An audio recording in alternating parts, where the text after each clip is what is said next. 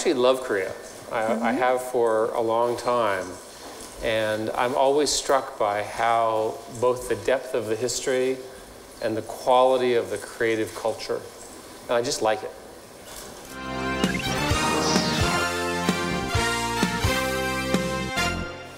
Well, as I understand it, and of course I don't speak the language, Koreans are very, very proud of the actual alphabet that you all use. And it's a source of great sort of cultural pride. But there's another reason why that alphabet's important.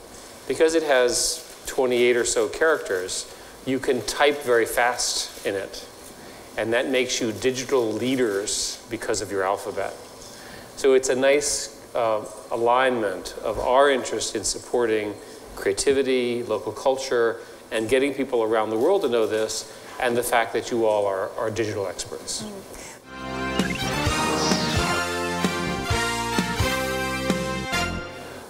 Well, let's start with the fact that I actually like Korea, as I said. We have very important partnerships in Korea.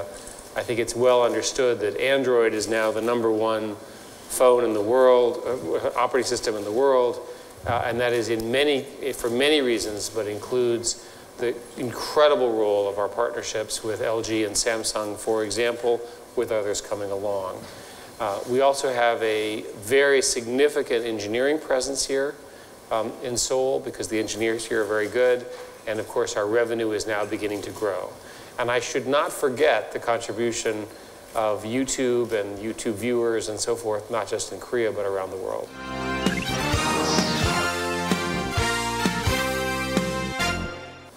Well, a little bit of the background is that the internet was developed, 30 or 40 years ago without any particular idea in mind. And over the last 20 years, the broad spread of the internet has changed the world in many, many ways. My colleague Jared Cohen and I wrote a book that has come out here, which talks about the impact of the internet and the future benefits and some of the concerns. So I believe that we are in the internet age. I believe that everything is being affected by the internet and its presence: politics, business, the arts, human sort of culture and beliefs. And I think it's a very deep and interesting subject, which I'm happy to talk about. But it's not a subject that will go away. People want to be connected. They want to sort of express themselves. We've never had a situation where we've given this amount of power to individuals. Literally, with this phone, you have a supercomputer in your hand. And that brings good as well as bad issues.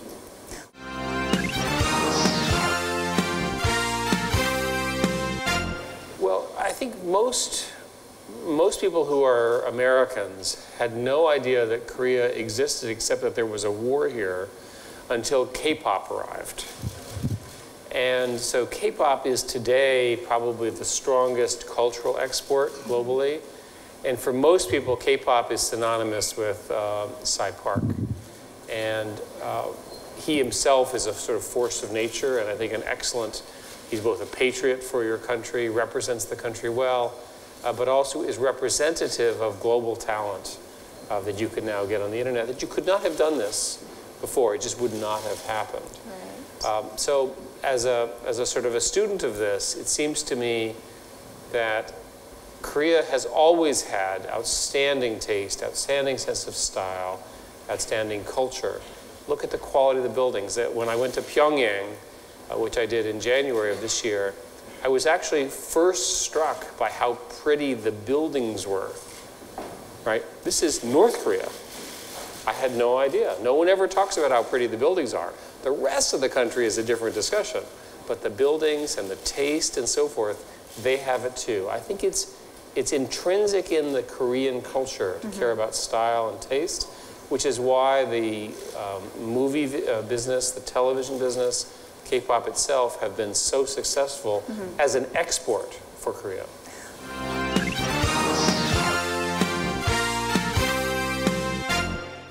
Well, I think anytime you get somebody who in a few months becomes a global sensation, there must be something more than luck. There must be something special about him and his style and so forth. And I came to that view, that this is, and Psy told me that he had spent, that he was funny because he'd spent 12 years dancing and probably drinking in the bars of Seoul and Gangnam Style, right, before, boom, it happens. And I told him, and I'll say to you, that that's characteristic of all genius. They work hard, they work hard, they work hard, they work hard, they keep working hard, they keep working hard, and then boom, and they don't know when. But every single one of them has had that kind of length of time and discipline. And Psy felt so strongly about it, he gave me copies of all of his previous songs to prove to me that he was more than one song, and I carried them back.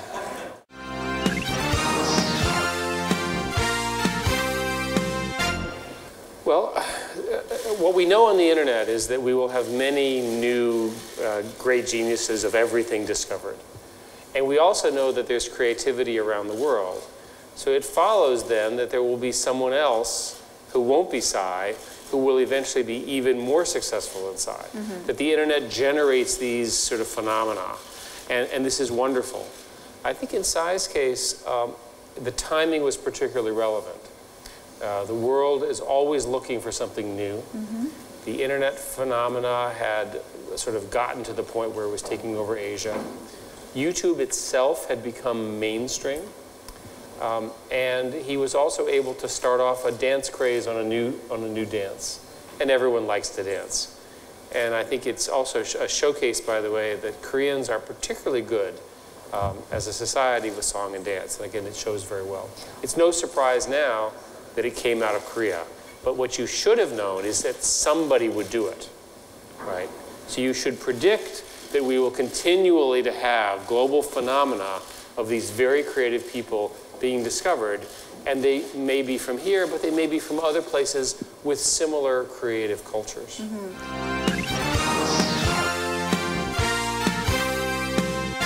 Well, I always enjoy the color and the staging of things. And the Korean sense of color is unusually refined. You see it in the traditional fashions and the traditional dress that go back to the kings and so forth. So that's what I notice. Mm-hmm. Korea, even when I was in North Korea, which is not exactly the most prosperous place, the women were dressed in the most beautiful outfits given that they had no money, right? The sense of style was deep.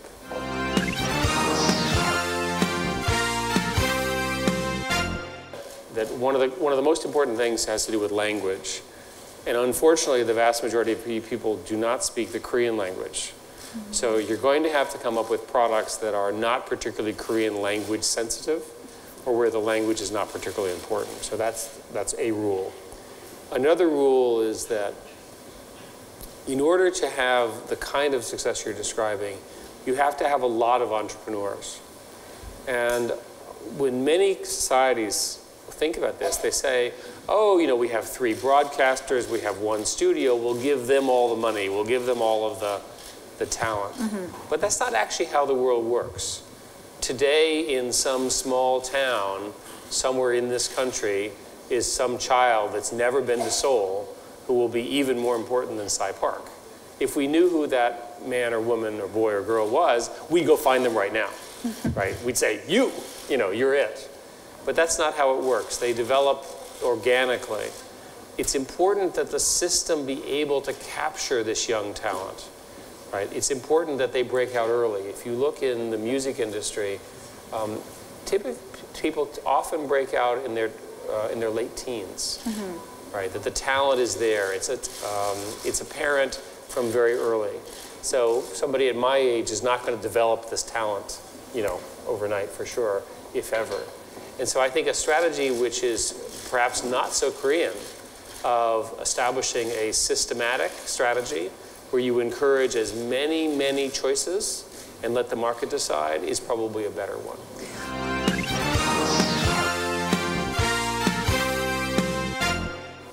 Well, first place, this question is being asked by every entertainment person in the world. How do I replicate Psy Park's success? Yes. And glad to hear that. it's no different from, I'll give you an example. In the 1980s, we looked at the problem, as a computer scientist, we looked at the problem of internet connectivity, and it took someone working at CERN, who was not part of our tribe, if you will, to invent the World Wide Web, right? So even we, who spend all day talking about innovation and so forth, even we did not see it. It took an outsider. And so I think that as a CEO in the entertainment industry, what I would do is I would have some way of spotting the talent and signing it fast, right? One way to do that is the way of developing it, literally getting very young people and signing them into their system. This is how the Hollywood studio system works. This is how Motown worked with Berry Gordy.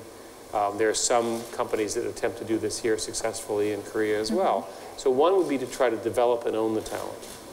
Another would simply be to try to have really smart people who can identify the talent and then become their friends and invest in them. That's the venture model.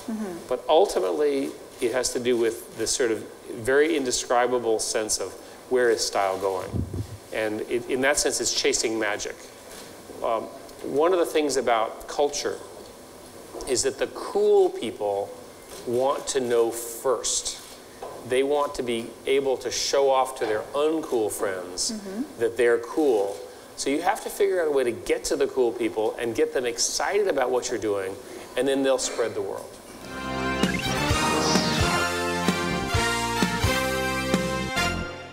You know, the biggest thing that's going to happen is the intelligence of the network is going to go from dumb to very smart.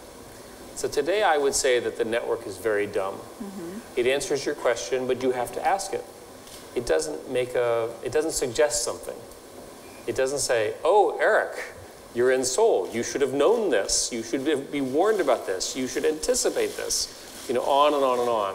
It just answers my question, which I ask it. And so the biggest trend in computer science is our ability to use machine intelligence with all of the big data that we're generating to generate answers for you that make your life better. So whether it's what museum would I enjoy seeing the most while I'm here in Seoul, or where should I buy some new jeans, this arrival of intelligence on computers, and I mean real intelligence that's helpful to you, is probably the biggest change. I don't know, one way to understand it is that at the moment, the division between computers and humans is a little bit imprecise, but I'll tell you what I think it is. Computers are very good at some things.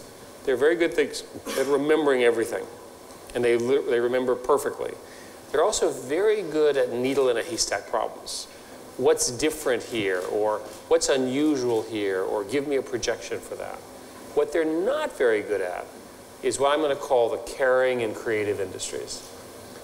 There are various people who've tried to build robots that take care of people. There are various people who've tried to build computers that can generate music and song. It isn't quite as good as what we can do as humans. It's something uniquely human. So in that division, I think you'll see computers doing more and more of the rote work, the predictable work, and then it should free us up to be more creative, all of us, to whatever creativity we have.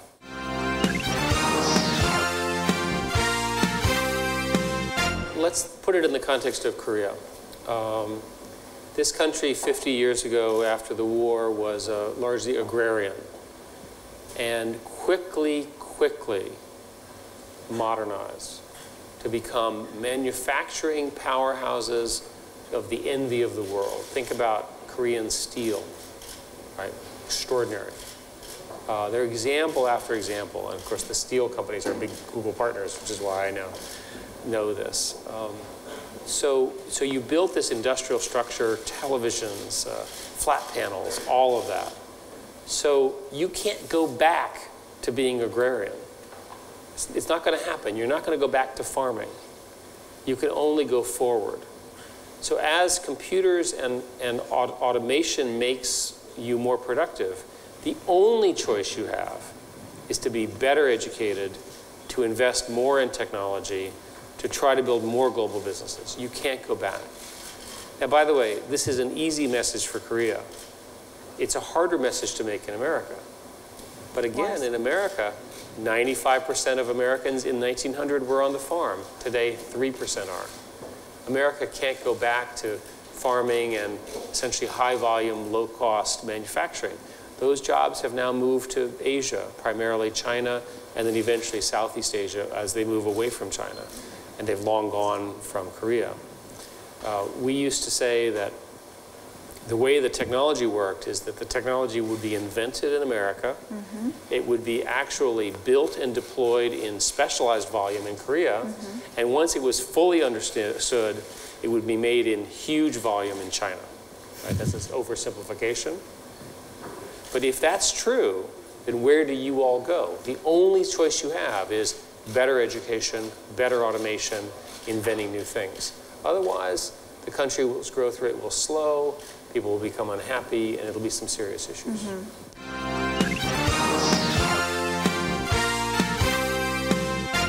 I think in technology and in science, most of the predictions turn out to be true.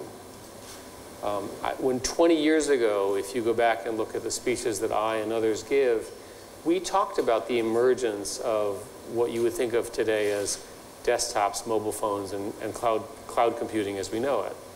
We didn't understand that we would need a Google and a Facebook and so forth.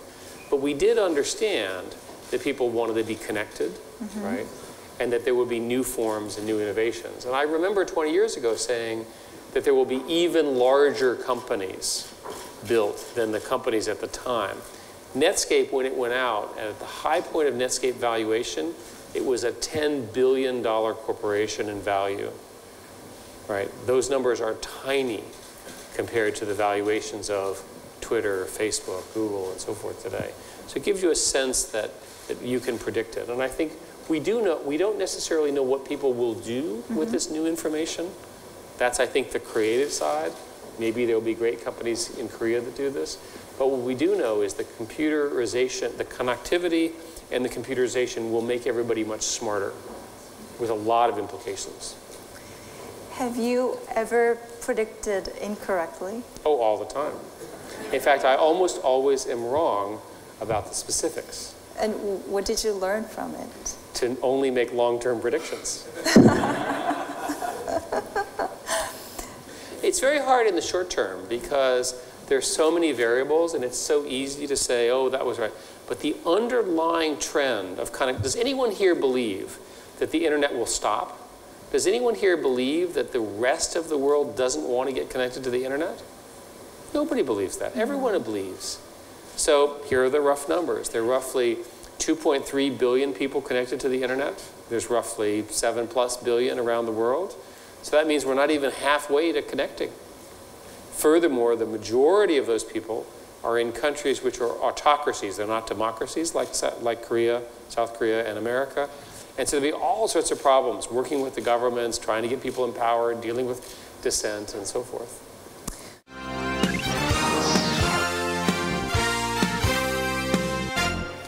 Well, I believe you are the world leader in connectivity, so congratulations. I have arrived at the top, right? You all actually care about connectivity more than anyone else, so we are in the same tribe. You see why I like to come to Korea? Yes. Average download speeds of 160 megabits? I'd like to live here too.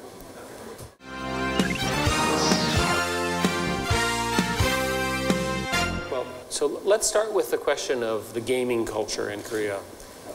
There should be very large global multiplayer games that span and run 24 hours a day. I'm sorry, I know you're not allowed to play games after 10 p.m. here. But it should be possible for multiplayer games to be originated out of Korea and really define the conversation. You have such a gaming culture, you have such good technology.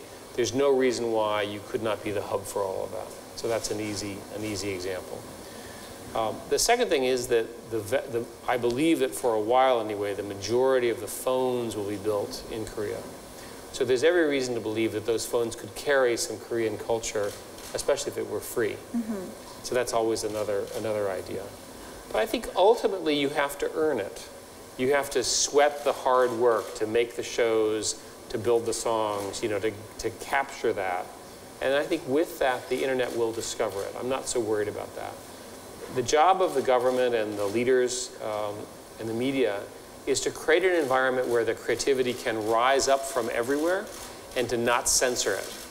If you do that, everything else comes along. Everything else happens.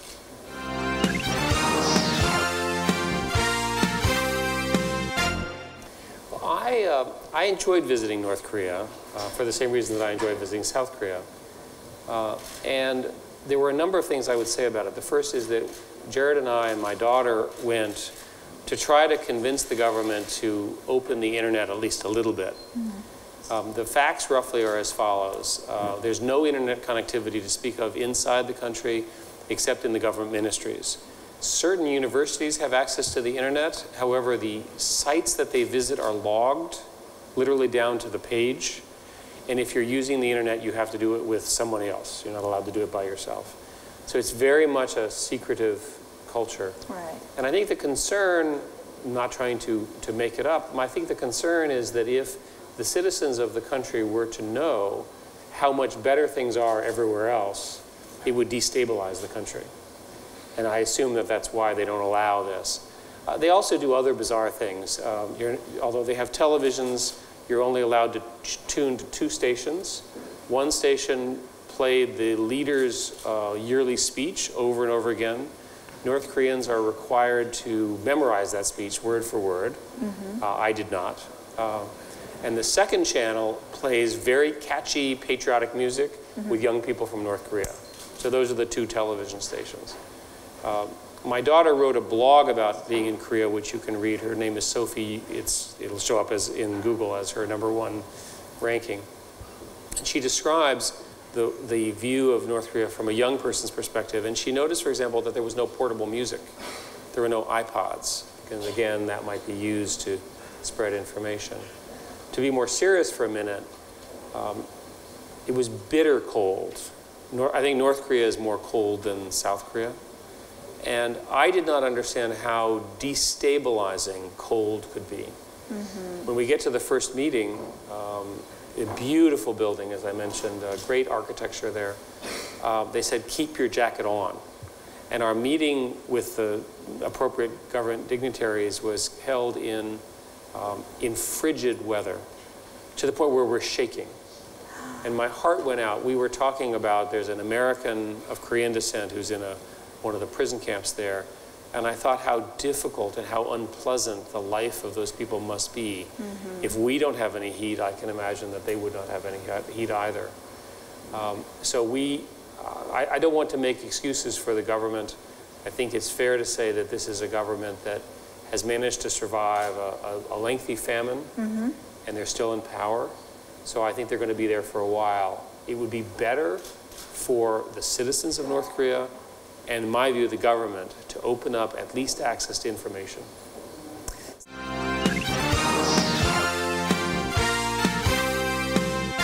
Well, I was told by the North Koreans, I say that with a grain of salt, I was told by the North Koreans that the 2 Koreas have agreed to merge, but they haven't agreed which government gets to be in charge. Okay. That's what they told me. You can tell me if that's true. So there has been an agreement on this matter. So it seems to me that it's in everyone's interest to have more communications between the 2 Koreas. I think it's humanitarian. There's a great deal of suffering there. The South Koreans that are attempting to help their fellow Korean citizens with food aid and fuel and so forth, I encourage all of that. But the most important thing is to begin the process of communication between the 2. It's a very, very closed-off country. I don't think it serves them or anyone else to be so closed. And I think that the peninsula will be safer. The citizens will be happier. Their government has a better chance of success, right? If they are more open, and if they're more open to new ideas and to economics. They're a very, very, very poor country compared to a very, very rich South Korea. And I think it affects the people. It's really a problem.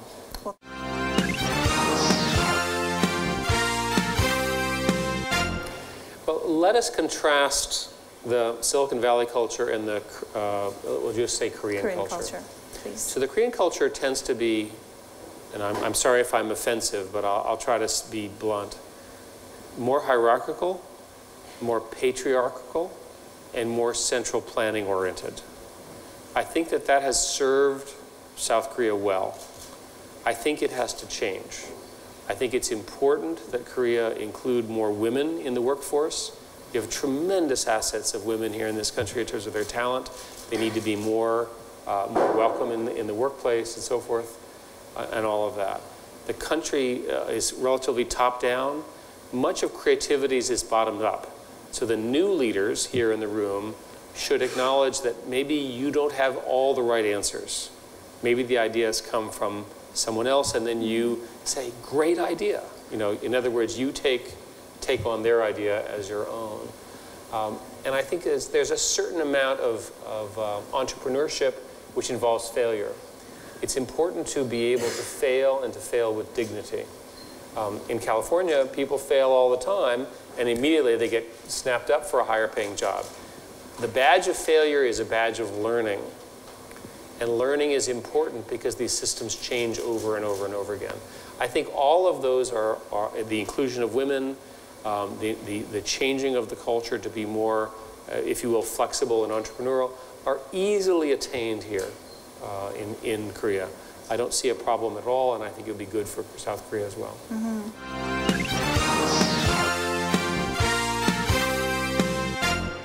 That's sort of like going back and saying, I really wish I was alive 200 years ago. And then I want you to imagine dentistry, okay, 200 years ago. So I think that the internet has been almost a complete benefit to all of us. And I would say that the most important thing about the internet is to learn how to turn off your phone during dinner. Now, if you can't turn off your phone during dinner, you have a problem.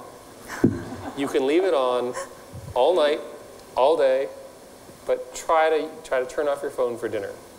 And again, that may be very difficult. It's hard for me as a story. To get to North Korea, you go in from Beijing. And so Jared and my daughter and a few others and I, we had to leave our phones in China. So my daughter says, have your fingers stopped twitching yet? So for a few hours, we were all sort of nervous. And then we realized it was like going back in time. And there were 7 of us, and we traveled for 3 days. And we had the most wonderful time. We had great friendships, we had nice dinners, and so forth. We had no idea what was going on. The moment we landed back in Beijing, that bastion of openness, we turned on our devices and we momently went back to our previous behavior. So I would say that it's useful to be nostalgic, but it's also to understand how incredibly powerful the internet has made us in a good way. And I would never want to go back.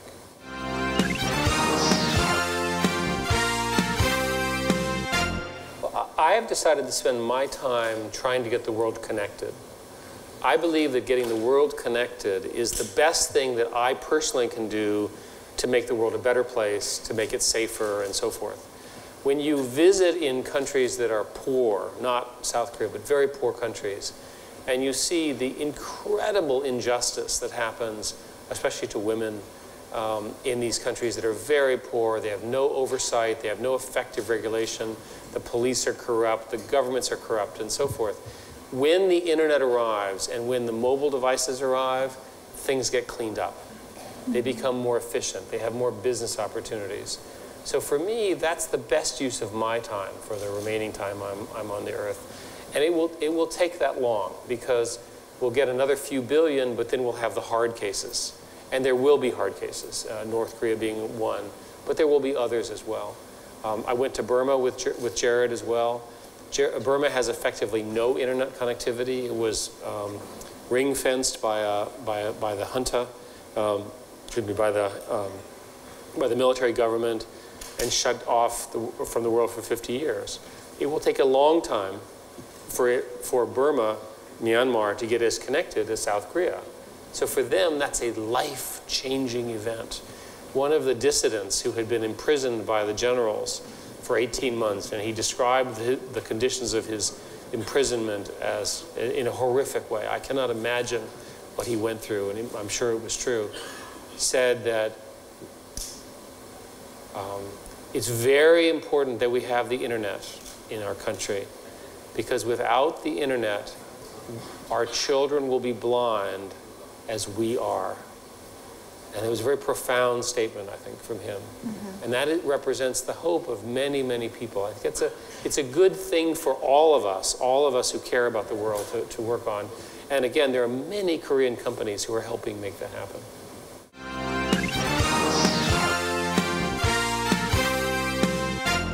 The best way to think about employees is think of them not as workers, but rather as colleagues who are clever. So the test that we always apply is the Los Angeles airport test. This is a very tough test. Those of you who've been to LAX, you're stuck in the LAX airport for 6 hours with this person. Are you still happy to talk to them after 6 hours in the LA airport? And it turns out for most people, that's a pretty tough test. So we try very, very hard to find people who are clever and interesting and worldly and have passions, even if they're not about their work, they're passionate about something else. Mm-hmm. And I think ultimately, if you look at success, and the people who've tried to understand success systematically, success comes from passion and perseverance. They care about something, they stick to it, they persevere, but they're passionate about it. And to me, if you have those two, you're pretty interesting. That's a good start.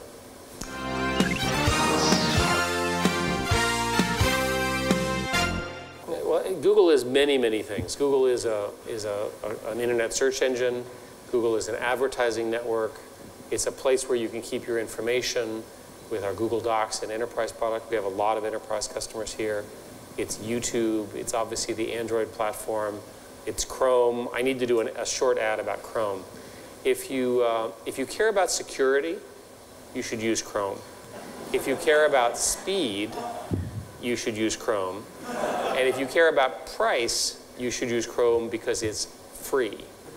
So if there's anything I ask you to do, please use Chrome in everything you're doing, because you'll basically be happier. So I think Google is an example of an innovator in the internet. There are other great companies as well doing that. And I think that our contribution is building an important piece of the internet for all of us to enjoy the benefit of the internet.